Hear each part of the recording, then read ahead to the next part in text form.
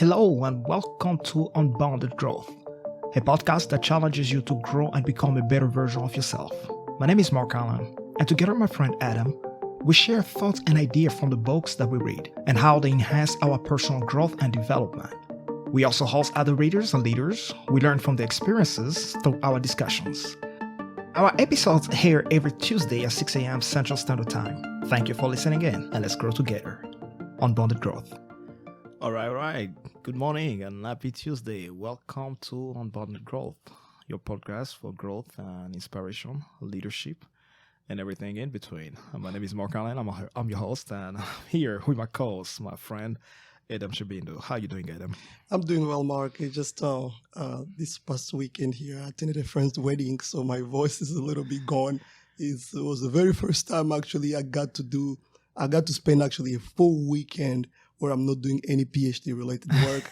I'm not even acting like anybody who has the standard, if I can say, of a PhD dude. I remember sitting around on a table with somebody and we are making so much noise. And, there's always that one person in the group who seems to be like mature, I guess, Right. or very serious and I remember him mentioning to people just around the table, is like telling me directly, like, I thought you were a serious guy.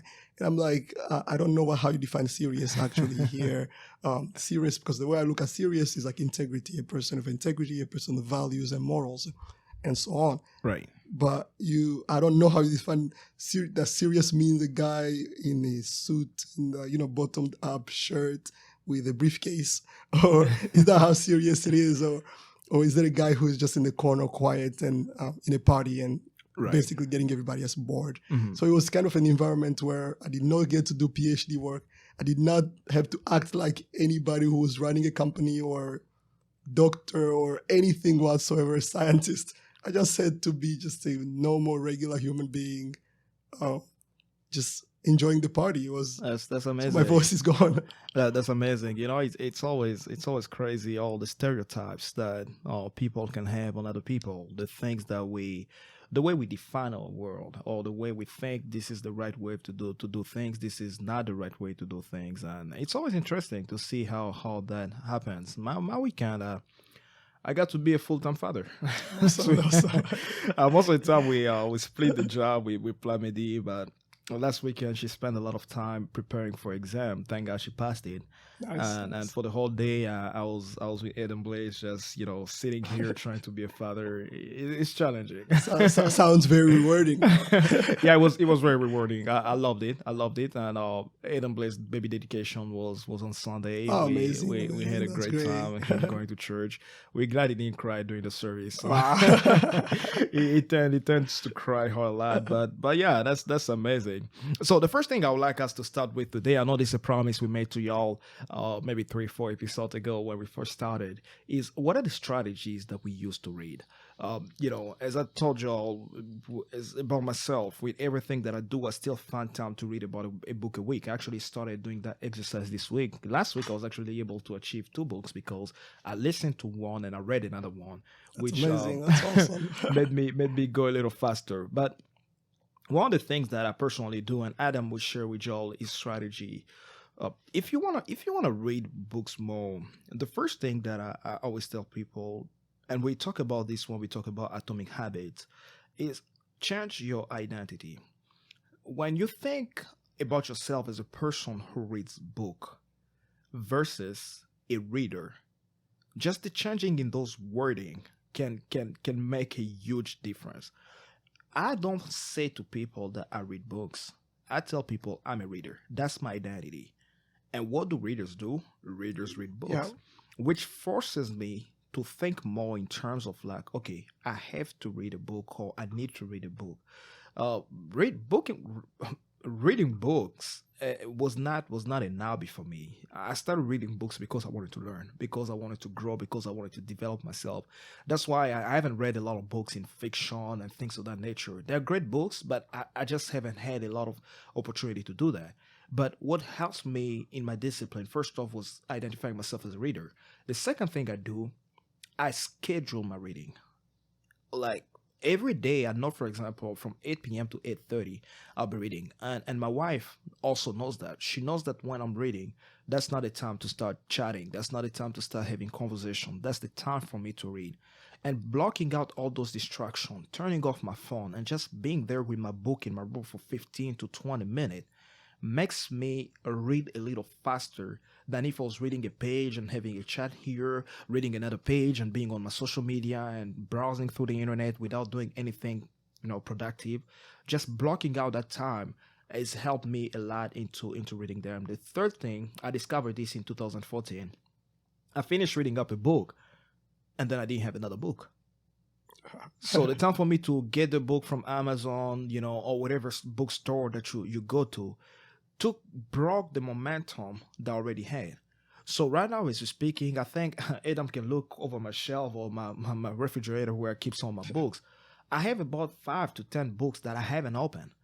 And I know deep inside of me that once I'm done with this book, this is my next book, and this is the book that will come after that. And just sometimes looking at the titles, of course, never judge a book by its cover, but trust me, some of the titles on books just make you want to read those books.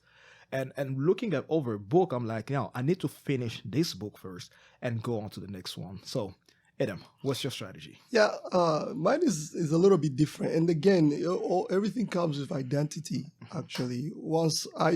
It's what you tell yourself that matter. And I think we talked about it when we talked about Who Moved My Cheese and so on.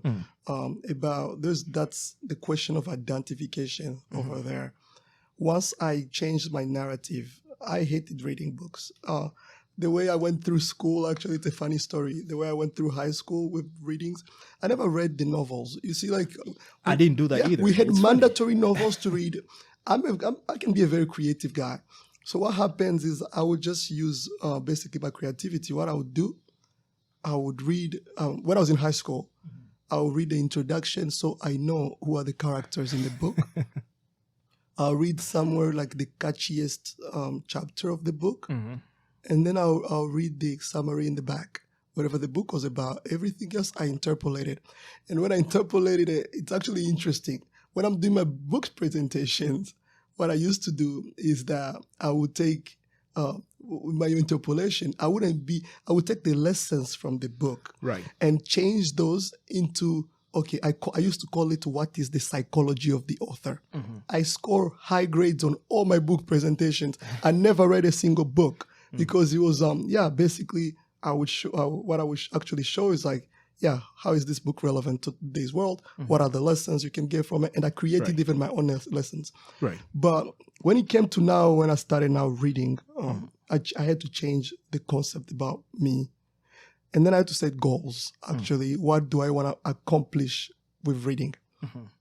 And as Mark said, I don't read fictions, I don't read stories, I don't read romance. And there's nothing which is wrong great. with that. A lot of people read them. Actually. It's amazing, actually. It's amazing because those stuff kind of like enrich your vocabulary. They get you to see like the world in others' perspective. But I read books to grow. I read to learn. I read to lead. So most of my reading are leadership. I do a little bit of finance reading and investment reading and so on. But most of my studies are on leadership, actually. So I have a goal. I have a clear goal. I'm trying to develop a program for leadership where I'm training people on leadership. So I read a lot on leadership. Now, as Mark said, I also use one of the techniques is actually, I learned that, and we're going to talk about atomic habit. So I learned on atomic habits that you need to have a designated spot for things. In my apartment, I have a corner. When I'm on that corner, my brain is already switched on reading more. So that is one thing. Most importantly now, I combine both the reading and listening. I have the transcripts on my hand. That's why I go through books really fast. In 1 month, actually, I think it was April, I read 6-7 books in a month. What I did is I have the transcripts on my iPad or on my phone, and I have my headphones on. And I will be just following through as the audio is going. I am actually following through on my phone and highlighting. That's has worked. It helped me go faster.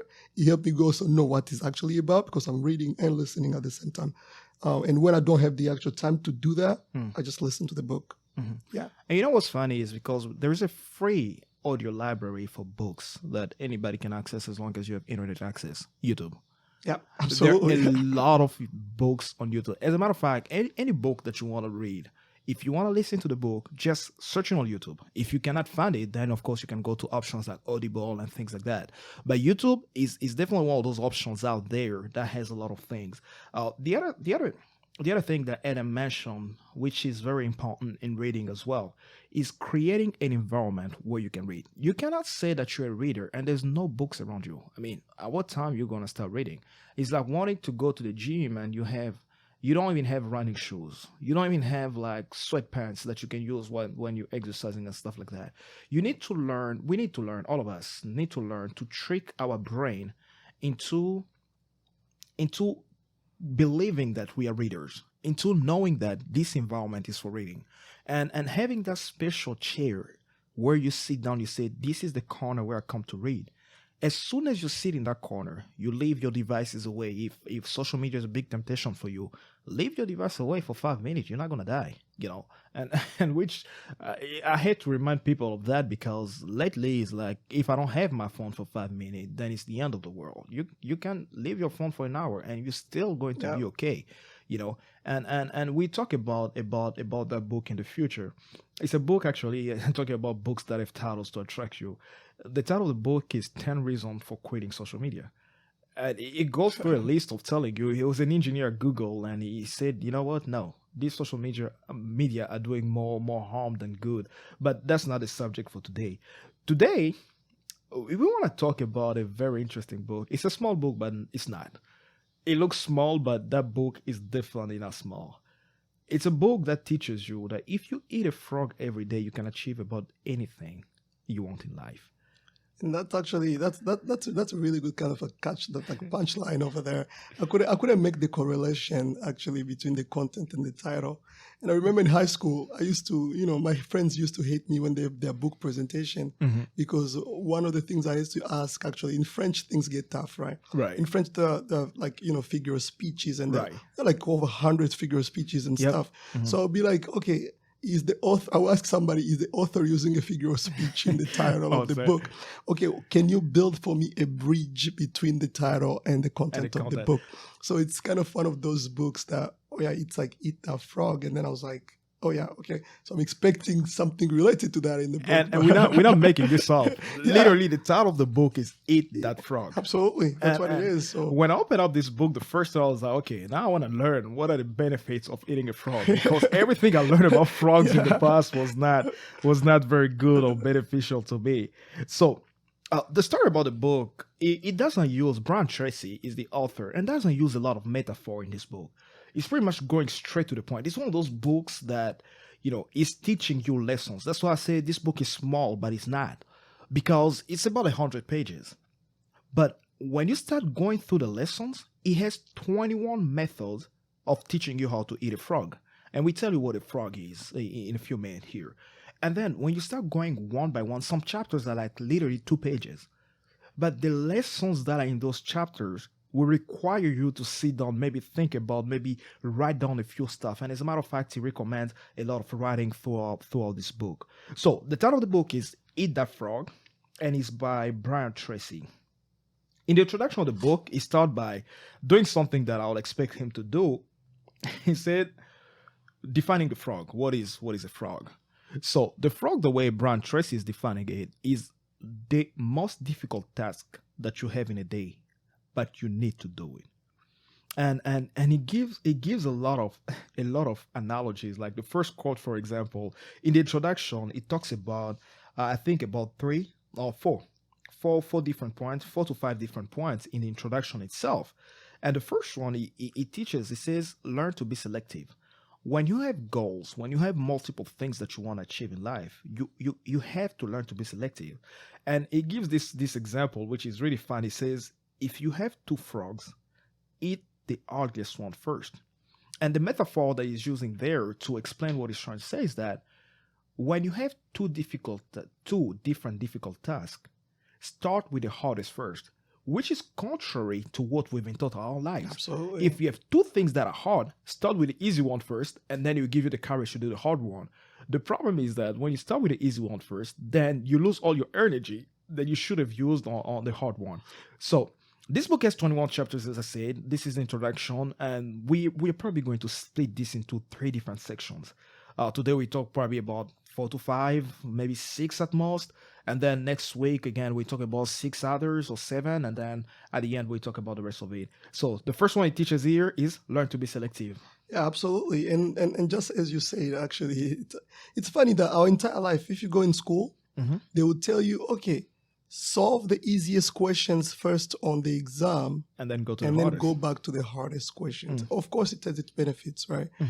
But in real life, things don't work that way. Exactly. In real life, it's about reward. Actually, even in school, it's about actually what are you getting at the end of the day. Like, think about it. If the easy question is worth 1 point, Exactly. and the hard question is worth 10 points, then I don't think I want to spend my time on the 1 point question while I can solve the 10 point question. And that's exactly the point actually that he's making over here. Right. He's saying, okay, people who actually solve the toughest problems in humanity, or the toughest issues, actually, they face the biggest problems, they're the one who get rewarded more. And that's the whole point of actually eating the ugliest frog first, instead of basically going for the easy task.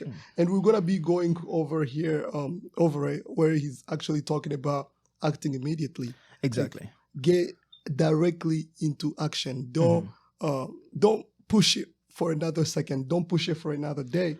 Just take the action directly. And this helps you actually, the subtitle of the book actually says 21 ways to stop procrastinating. And I know all of us here, we struggle. I mean, most of us struggle with procrastination. How do you some people, for example, me, I've been trying to lose weight. When people look at me and say, you shouldn't lose weight, you look great. But when I look at my scale, I know it doesn't look great as far as my health is concerned. And then I have hard time getting started. Every time I'm like, okay, next week I promise I am going. Next week I promise I'm going. What pushes us to procrastinate? And sometimes is the fact that we don't act immediately, as Adam just said. And then the third one that he gives in the introduction, to avoid procrastination. It's funny because it says avoid procrastination at all costs. And the example is given here is they develop the habit of success. When you achieve a task, it talks about something very, very important. It says, so when you achieve a task, a hard or easy task, something happens in your brain. So your brain, or our bodies, for that sake, I know Adam will educate us more on that. We have multiple chemicals that help us function. For example, dopamine.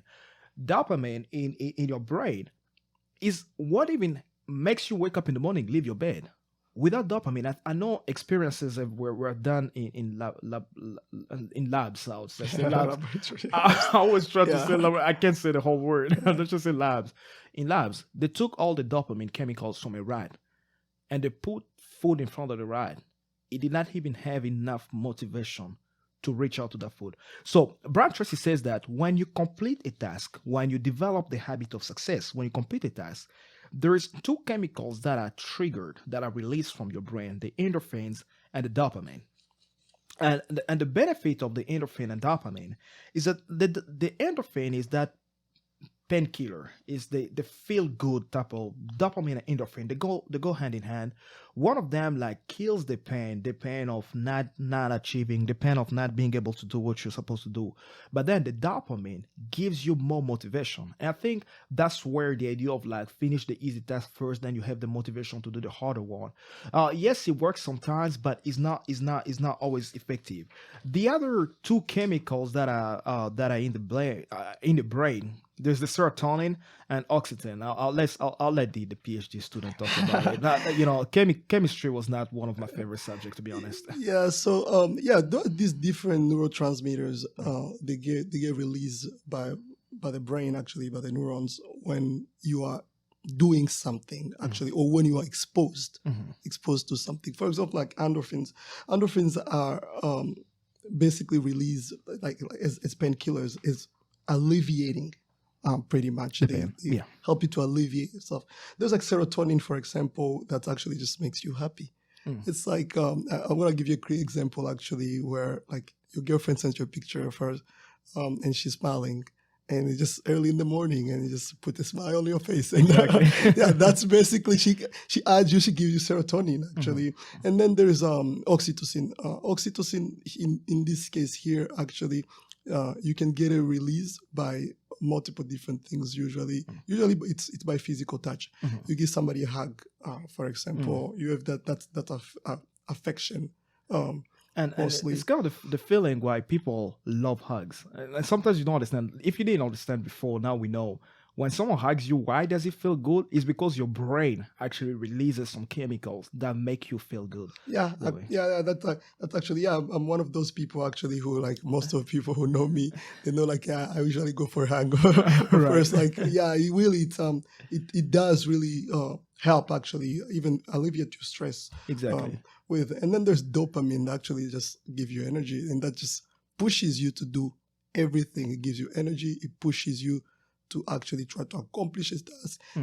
It's kind of a rush in your body. That's actually just, if you have more dopamine, like some players would do the drug themselves, so they can just have that. They have that rush. That rush in them, so you can push you to get something done. It can push you to do some activities actually, to go for a run and so on. And one of, actually, if not the most important neurotransmitter in my opinion, that is there. Exactly. And like everything else in life, you don't want to have too much of this stuff or too little of it. You don't have enough dopamine, you can't do anything. You have a lot of it, you go crazy. Yeah. That's why you see people like who are in drugs, who are addicted to certain things.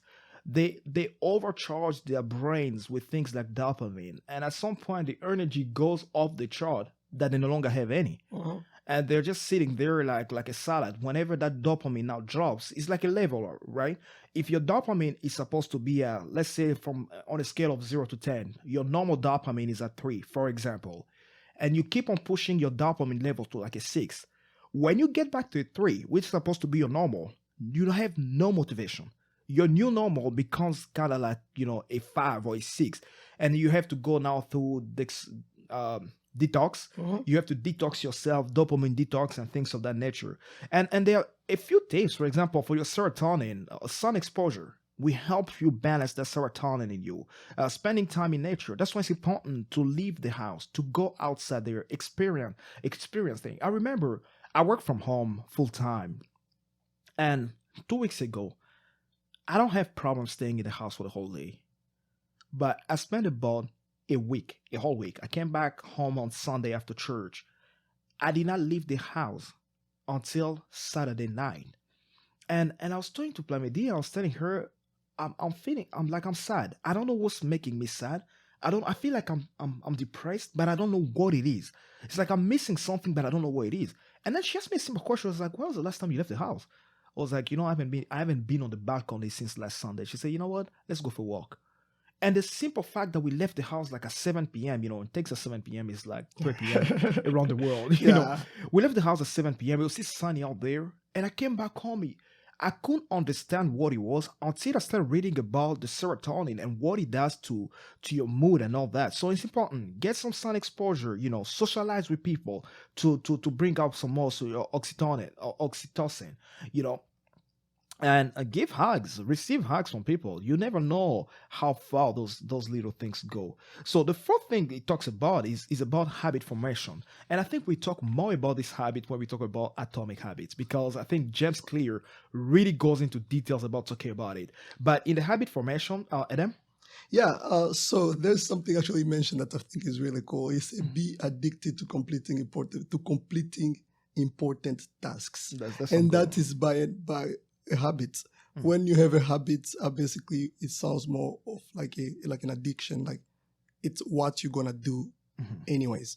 And you say if you're gonna be developing habits for anything, and atomic habits goes in deeper, kind of like the most amazing way to put it. But here he's saying that if you're trying to accomplish anything, or if you wanna keep up a momentum, if you wanna actually grow, in this case it doesn't have to be just a one-time thing.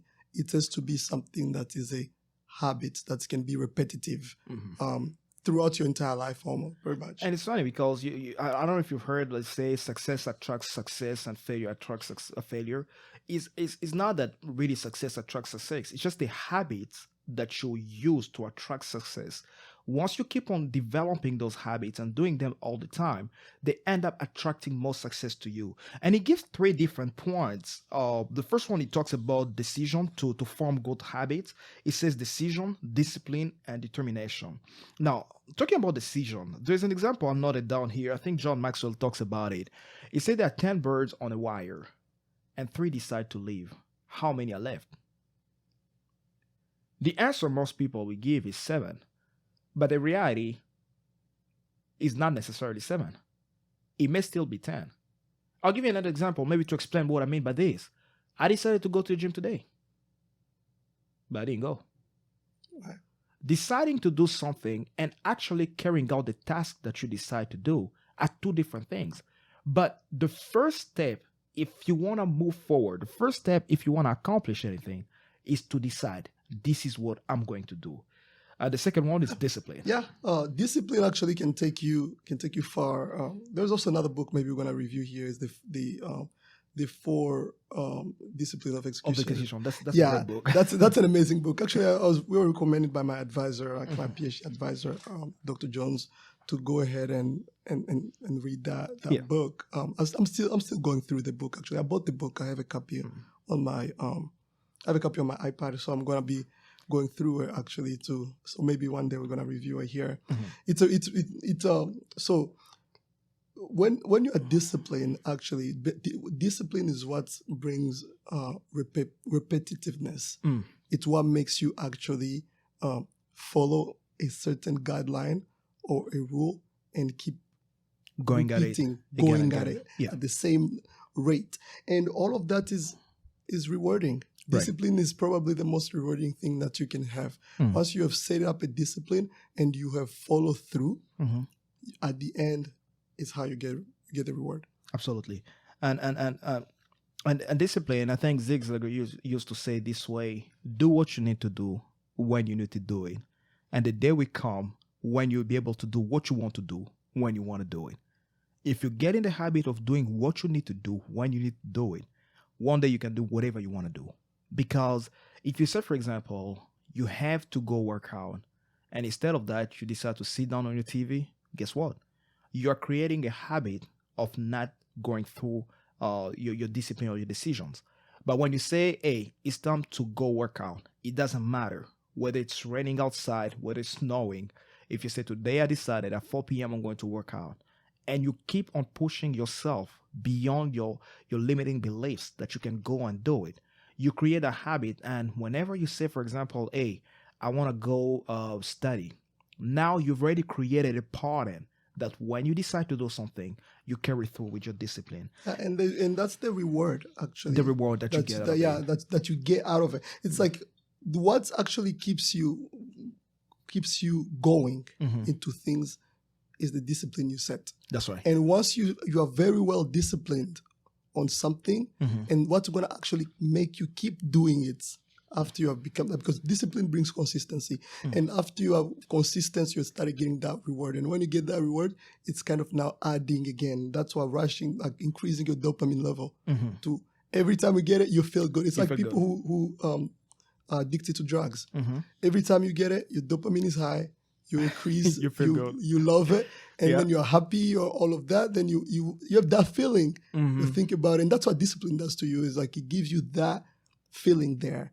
So whenever it's accomplished, whenever it's completed, it feels good. And once it feels good, you want to do it. You want to keep doing it. You want to keep on doing it again. That's why it's very crucial and important to develop good habits, because the more good habits you have, the more good things that you will continue to do. And the last one he talks about is determination. So determination is not giving up on a task until it's complete. I don't know where I heard this from. Most probably one of those motivational videos that I've listened to on YouTube that says that I don't stop when I'm tired. I think it's Arnold Schwarzenegger who said that. He said that I don't stop when I'm tired. I don't quit when I'm tired. I quit when I'm done. And I think that's very important, because if you get in the habit of giving up when you're tired, then there's so many things you will not be able to accomplish. Let's say, for example, I've decided personally, Adam and I do this, we try to read a book a week.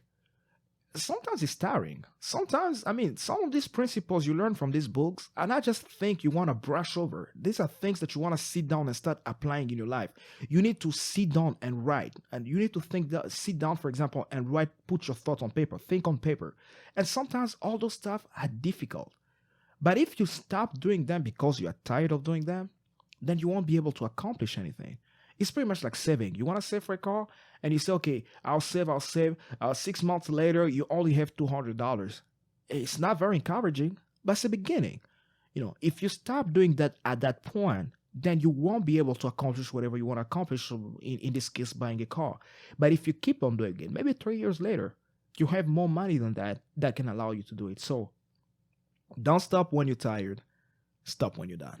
Yeah, and kind of like the last thing here, that's kind of the last point here, well, that is pushing kind of just as an intensive, even to read the book and even to just apply whatever is in the book, is visualization. Look at the reward you're getting. Think about it. Like, like we talked about Who Moved My Cheese last time. And in Who Moved My Cheese, we saw her thinking about whenever he was about to quit, he could think about cheddar cheese, like how it smells good and how it feels. Yeah, and just looking that mental image in your head. Mental image, and that's it's what I even mentioned at the beginning is like why I read. I read because I can picture at the end of the day that leadership skill. I can actually even see. I'm feeling every day. It has changed the way I speak. It has changed the way I talk to people. It has changed. It even changed my notoriety in the society, right? On how people actually are interacting with me. Before, of course, people were respecting me and so on, but now it's not just respecting me. It's now just when they need something, when they have a question and they need somebody to just give a 10 cents opinion. I have a lot of people reaching out to just get a kind of an opinion of, okay, what do you think about this? I'm not an expert of everything, right? But whatever I think about it, I'm going to give it to you straight. And it's like, so every time I visualize even more of that, it gave me the incentive to keep on growing and keep on learning. So one thing that's always also inspired me is when I remember my dad, he had this bookshelf in his bedroom, like with over 100 books.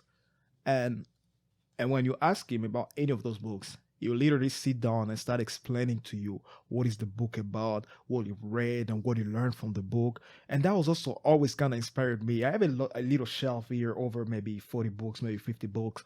But every time, like, I think about my son growing up and asking me, Dad, what about that book? Or I can give him a book and tell him, hey, Adam Blaze, go read this book and you will learn this and this lesson because I've read it and the impact. And the other thing also I've noticed with reading is that it's not only about what you share, even the way you approach people or even approach issues. I remember I used to be like so many issues. I used to have strong stance, strong opinion. Like, this is the strong opinion I have about this. And my opinion was so strong that I would not even listen to the other person, what the other person was saying. But ever since I started reading and spending more time reading, I always like visualize myself just having interaction with people, having conversation with people, sometimes even influencing their thoughts without pushing my opinion toward them, just sharing what I believe and the things that I've experienced, and it makes just the interaction with other people very, very, very interesting. With that being said, after the introduction where he talks about 5 points, he goes into the first chapter. To eat a frog, you need a table. How do you set up your table? And one of the things he mentioned there that kind of just got stuck with me.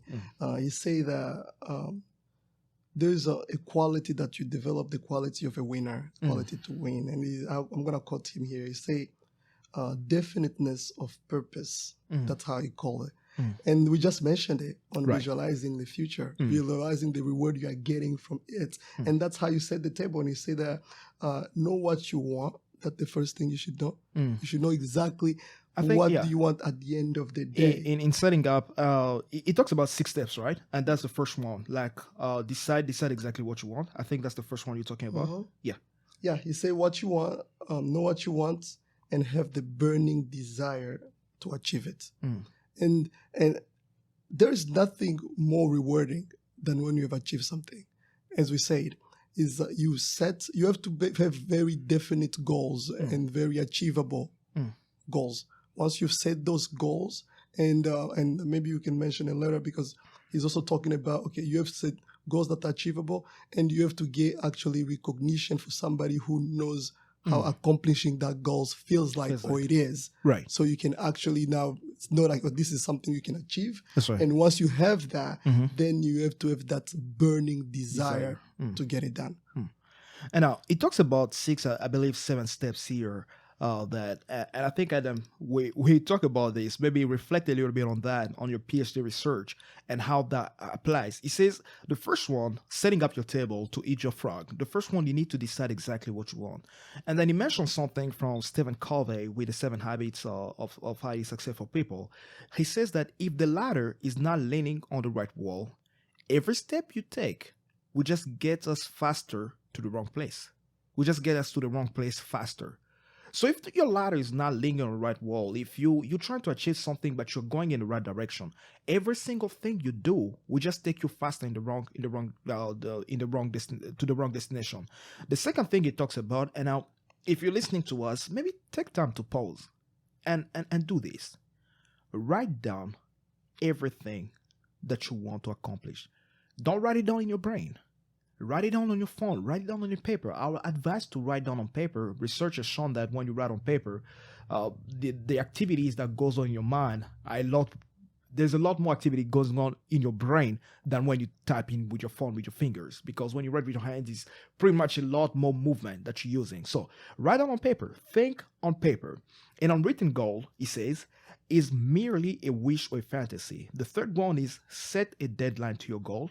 The fourth one is make a list of everything you can think of that you're going to have to do in order to achieve your goal. Not only you've written your goal, now you start writing down the things that you need. For example, let's say, okay, I need to go back to the gym. I'm talking a lot about the gym. It's my personal situation right now. I need to go back to the gym and lose weight. Of course, what do you need to lose weight? Well, a gym membership. That's one thing. Another thing I need, maybe new tennis shoes. Or maybe a shirt, maybe sweatpants that I'm going to use. So those are just the list, breaking down the list of items of every single thing that you need to achieve your goal. The fifth one he talks about is organize your list into a plan. Now you start setting priorities. I will go back to the gym on January 1st, 2023. I said that about 2022 too. But, I'm definitely going back this year. But it says set priorities.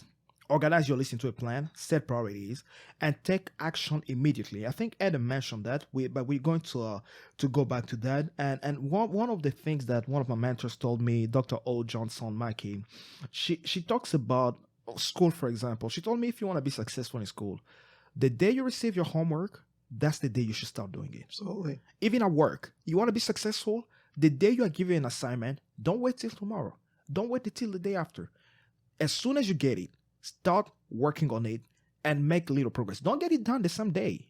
Sometimes it will take you more time. But if you start working on it, it takes a lot of fear. So how does this apply to your PhD research, Adam? Yeah, actually all of it applied to my PhD research. And not just my PhD research, but it also applied to my company directly. In research, it's all about visualization. Actually, I have to look at the picture, the result. We are we are encouraged to make an outline of how the result's going to look like. That's the very first thing I do.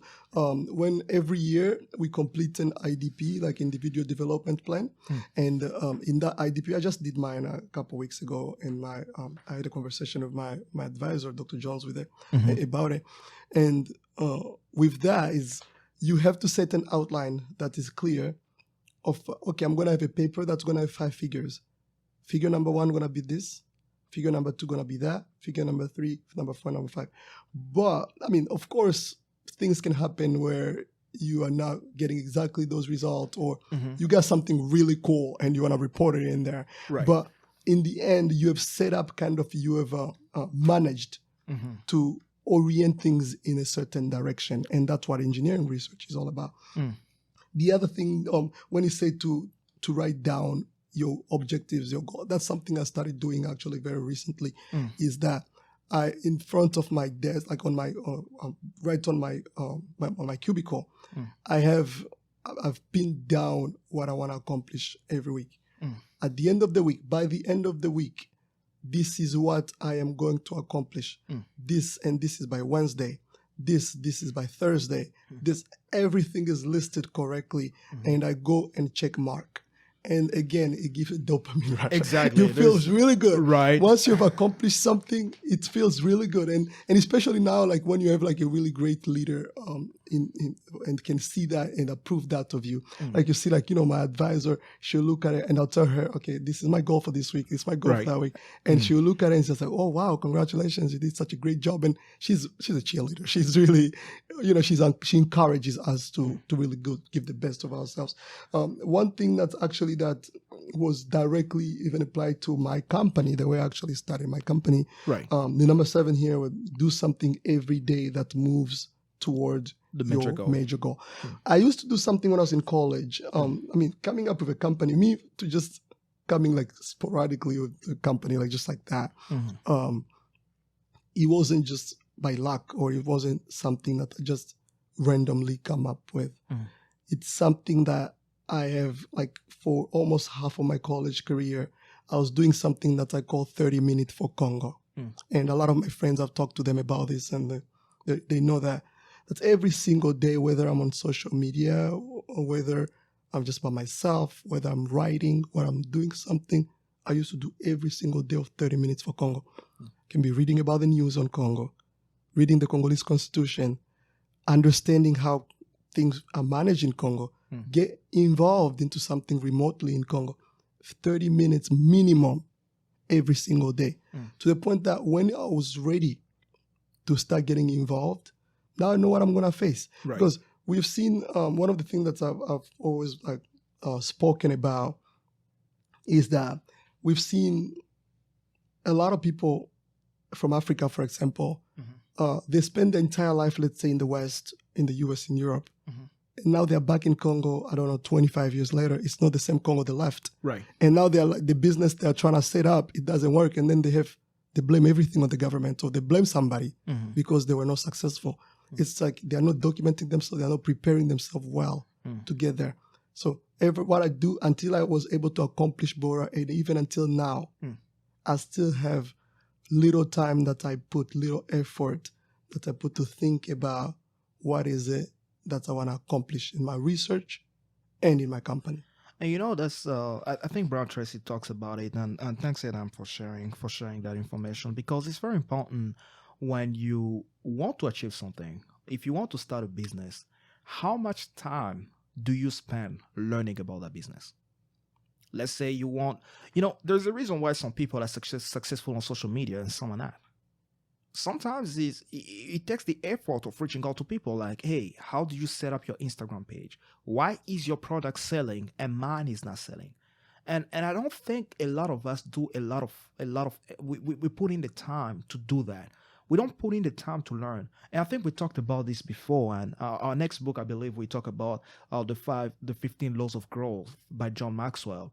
And that book will probably take us a month or maybe a little longer. But it's a small book, but it's not. It's one of those small books that's big, definitely actually not small.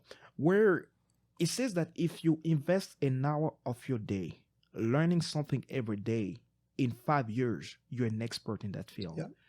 And I was trying to get his leadership or training online. And in that leadership training on communication, public speaking, it talks about if you've invested 10,000 hours doing something, you're probably become an expert in that thing. And I'm not just saying about 10,000 hours watching something. Like if you're a developer, or you are a chemical engineer, or you are a lawyer, or you're even a biochemical engineer, not even an engineer, if you're even an economist, how much time do you spend learning about the stock market? How much time do you spend learning about the things in your field? And the more time you spend about it, that you spend on it, as Adam said with his company in Congo, spending just half an hour every day learning something about the Congo is helping can build a company that's actually adaptable to the model that's out there. Yeah, and also just complete you on that, there's actually a principle in neuroscience where they talk about basically the learning process. They say that by listening and reading, or just by sight and hear and ear and hearing, we get about 50% of knowledge.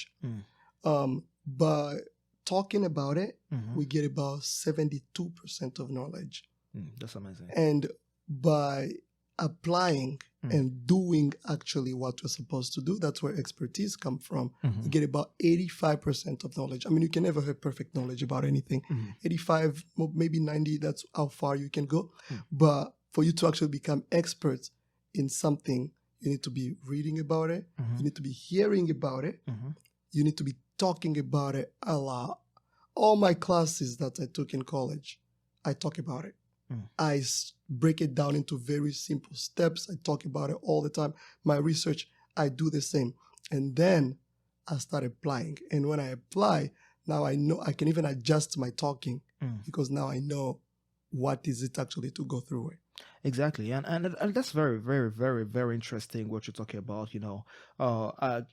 I see, I learn, I do, I master. You know, you can see things and learn. And that's why, in this podcast, we just don't want you to just listen in. These books that we are reviewing, these books that we are learning, we are trying to apply the same principles that we are learning from this book. I was telling Adam today that I'm plenty guilty because I feel like I read this book and only took one lesson out of it. Out of the many lessons that I could have learned, I could have taken out of it. Now that I'm reviewing the same book for the second time or the third time now, it's like, okay, maybe I haven't applied this lesson and the way I was supposed to. And human beings, we are visual beings. As a matter of fact, in communication, they say that 40% of what you hear is through your eyes. The way you're looking at something, and that's why it's important to write down your goals. Look at the paper. Look at your goals every day. Adam knows in this little office or studio, whatever you call it, where we record this podcast, it's just one of the spare room in our house, actually, that we use as an office. Where on the board, Adam can tell you, every time he walks in, there are my goals written down. And he can tell you that even this podcast was one of the goals that we had written down there. And the simple fact that I can see that goal on the board, cross it out. The simple fact that every morning I can look up on the board and say, this year I need to read 50 books. Am I close to 50 books? No. But I've read more books this year than I have in any other year. Every year, I'll probably read a book a month, maybe a book and a half a month. But this year, I find myself reading a lot of books because my goals are written down and very organized. The second thing now, in chapter 2, it talks about planning every day in advance. Yeah, one thing that's actually I got from here is say, the better the plan, easier to avoid procrastination. Once you have everything figured out, you know the steps you're going to follow to get there.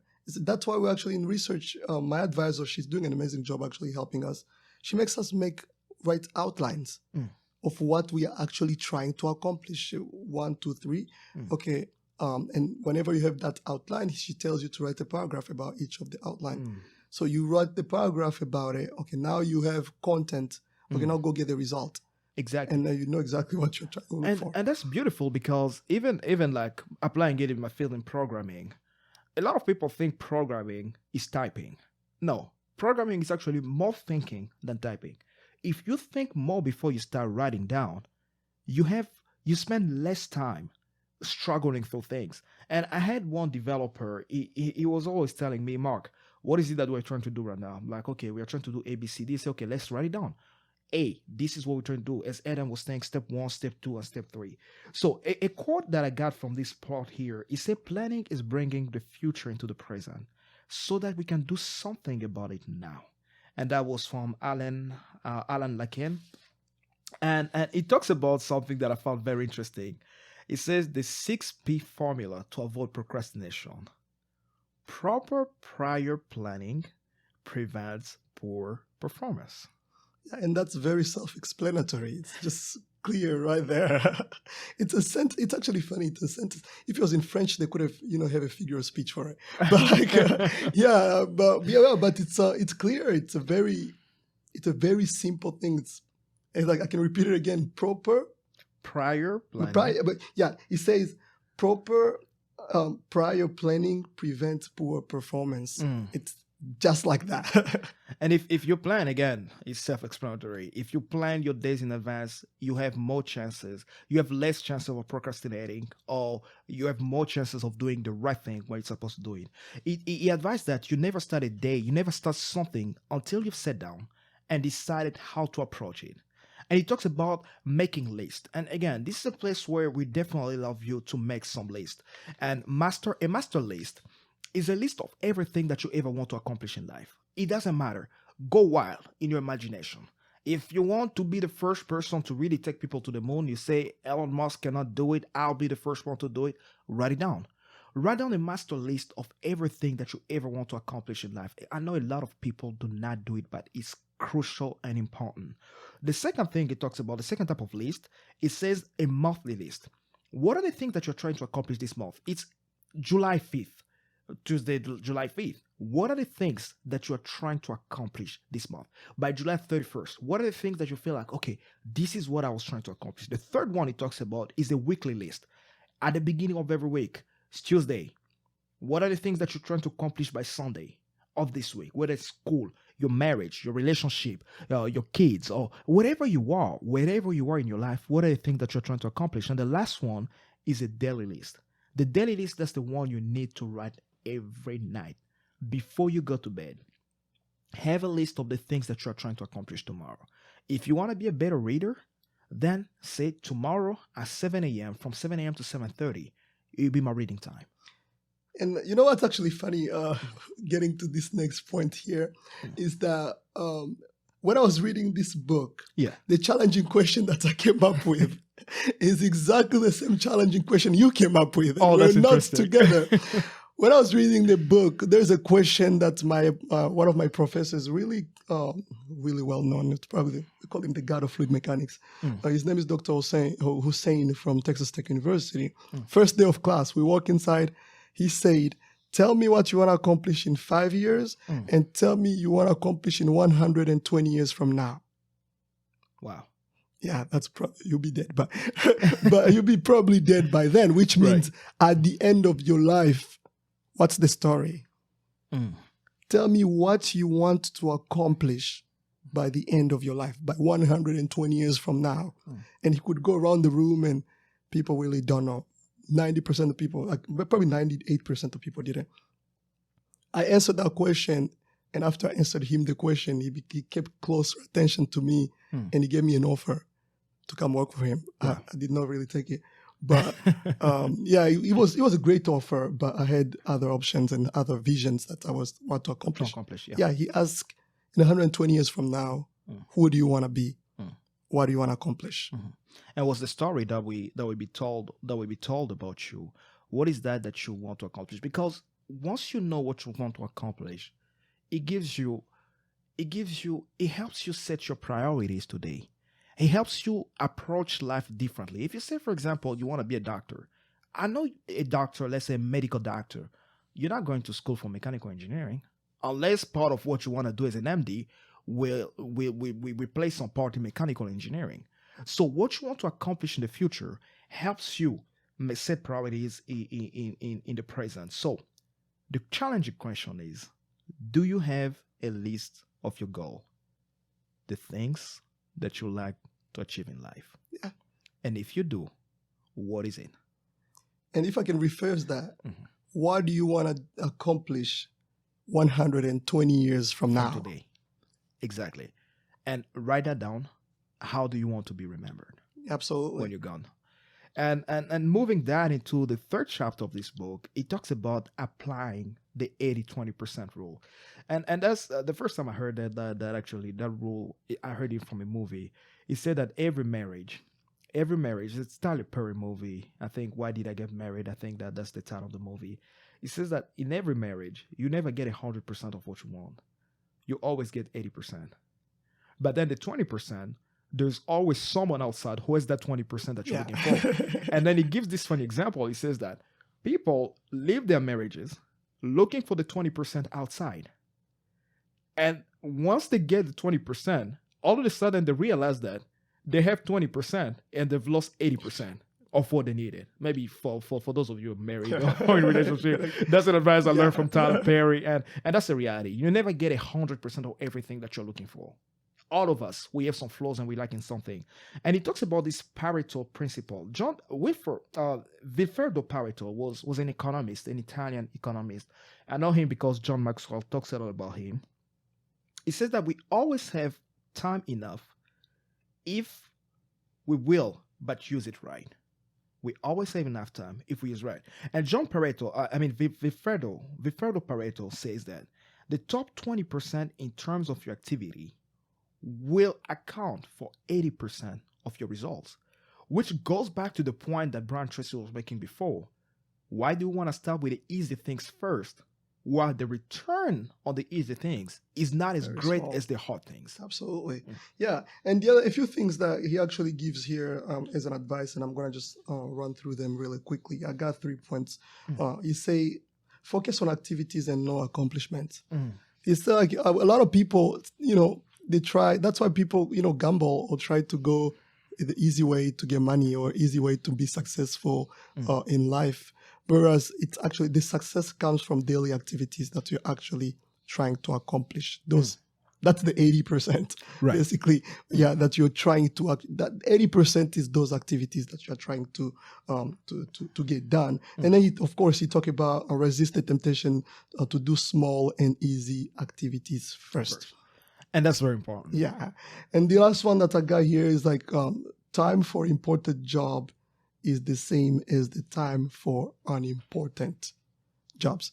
The time where you could actually be doing something productive at work is exactly the same time where you are chatting with your colleagues. Exactly. Or browsing through your YouTube videos.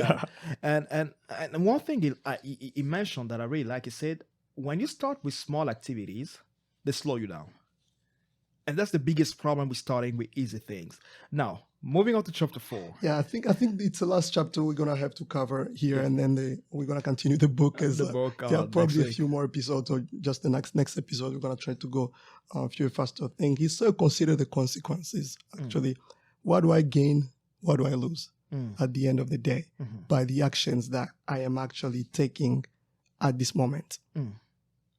And one thing he talks about at the beginning of the chapter, he mentioned that long-term thinking improves the short-term decision making. And I think we just talked about it. If you know what the end goal is, and sometimes people tell me, but Mark, I just don't know. Well, have you taken time to think about it? Because, yes, some people are born naturally, they know exactly what they want. Some of us, it probably didn't come as natural to us. It took me time to really discover and understand the things that I wanted to do and wanted to accomplish. And it takes effort. It takes time to think. Sometimes to think over several days. Sometimes to, which I encourage everybody to write. Sometimes it takes effort to understand who you are. It takes effort to write down the things that you want to accomplish. Let's say, for example, you have 10 possibilities. You say, okay, I want to be a doctor. I want to be an MD. I want to be an engineer. Well, I want to be a lawyer. No, I just want to be a volunteer in these activities and help people out there. And at the same time, when you go through the list again, you realize that you probably don't have any passion for medicine. That's already one thing that's gone. When you realize, well, engineering is probably a natural thing. And you find your joy, for example, in raising pets, in raising dogs, or in raising kids. Maybe you find your love in that. And by going by the method of elimination, you take out the things that are not necessary for you and only focus on the things that are necessary. So long-term thinking improves the short-term decision making.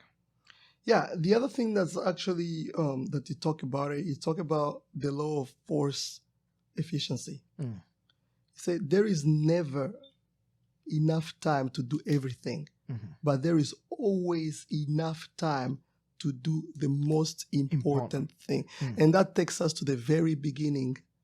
Eat the ugliest frog first.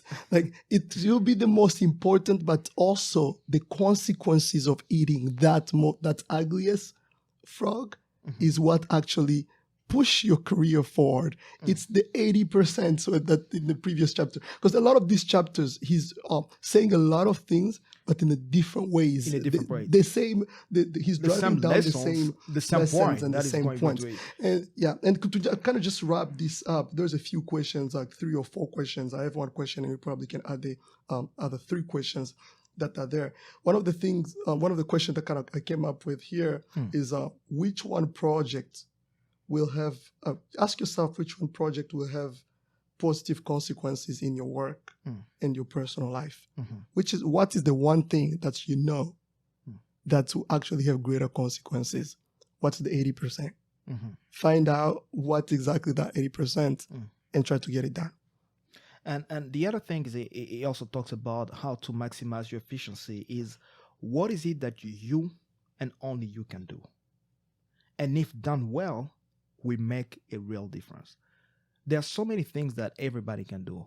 But as a leader, as a father, as a mother, as a student, what are the things in your group that you and you alone could do? The last one that he asked to improve your efficiency is that what is the most valuable use of my time right now? Okay, I want to give you something that may shock you. Maybe listening to this podcast to you right now is not the most valuable thing. Maybe you need to finish up that presentation that you're working on. Maybe you need to go play with your kid as you're supposed to. Maybe you need to finish up your homework. And as much as I love to keep you here, but if this is not the most valuable use of your time right now, then move on to something else and make time to come back to listen to this. I know we're supposed to stop here, but the fifth chapter is actually a very short chapter. It talks about practicing creative procrastination. And I'll give you the idea of the chapter. We'll probably talk a little bit about it next time, but this is a good strategy to avoid procrastination. Creative procrastination is learning to procrastinate on the things that push you to procrastinate. I'll rephrase it. Like let's say, for example, you're supposed to do your homework or you're supposed to do a financial management for your personal finances. And all of a sudden you feel this huge urge because it's a tough task that's ahead of you. It's an ugly frog that's ahead of you and you have to eat it. You feel like, no, maybe I should play the guitar right now. Now, instead of you procrastinating the work that you're supposed to do, try to procrastinate playing the guitar instead. If you say, okay, I'm supposed to finish this project or go to the gym at 7 p.m. and at 7 p.m. you're kind of sleepy. Instead of you procrastinating going to the gym, try to procrastinate going to bed. You say, okay, I'll go to bed at 9 p.m. Everybody practices procrastination. Yeah, and he talked about procrastinate on purpose. Exactly. And there's one thing. The other thing he talks about priorities versus posteriorities.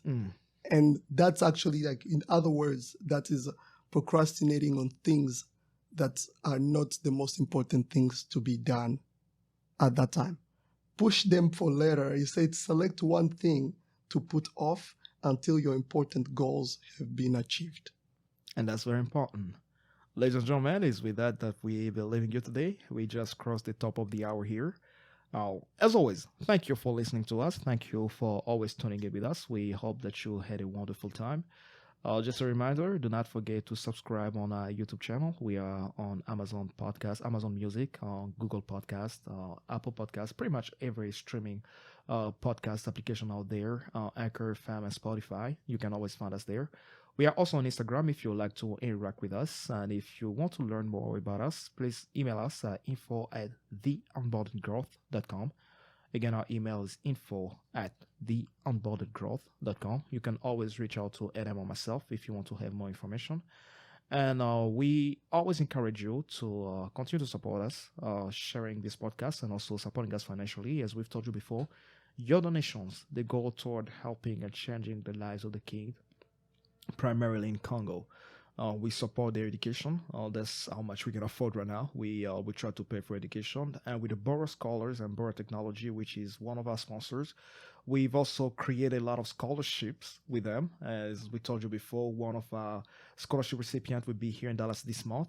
And when it comes, we definitely post a picture of him on our definitely. Instagram Absolutely. account, and probably have a short interview with him just to learn and understand his journey through his personal growth and personal development. Growing up in Eastern Congo in a non-English speaking country, he learned English by himself and has accomplished a lot of things back there, and he will continue to do great goods here. With that being said, thank you again for tuning in. Until next Tuesday, we'll continue to talk about Eat That Frog. You want to be successful? Learn to eat a frog. Learn it early, eat it every day, and eat the ugly one first. Absolutely. You have a wonderful week, and God bless you.